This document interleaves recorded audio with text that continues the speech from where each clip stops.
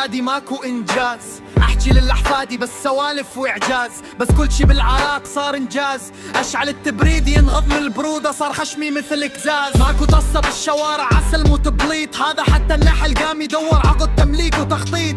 كل يسافر يحسدني يصيح اريد الرجوع، ماكو احلى من هالبلد لو تمطر صيف ودموع. الكهرباء تجي ضيف وتروح بلا ميعاد، ونقعد نصفق لها كانها راجعة من الجهاد. الموي حلو لدرجة السمك صار يسوي اعلان، والحفر بالشوارع فن مو خلل بالبلدان.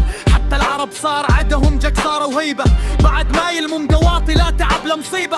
حتى ابو الغاز عنده رنة بكل بستان، يحسك يبيع ورد مو جايب الغاز الدخان. حتى بها شال الوزة لا تعب الجيران، خلصنا من الصيحات وركضوا بالميادين هالزمان. وكل حفلة تجارب هسه راحت بالنسيان، ماكو طالب خايف بعد من اي امتحان. منكم الراقب ياخذ رش ويعدل الصفوف، القانون صارم والزارع بكلهم الف خوف.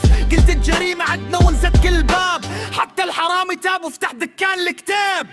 ماكو فقرة بالعراق الكل عنده راتب، ماكو واحد يشتكي ولا وزير نعاتب.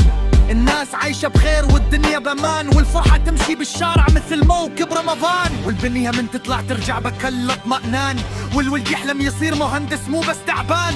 صرنا نبني مستقبل بيدينا بثبات، مو كل يوم نعيد نفس الكلمات.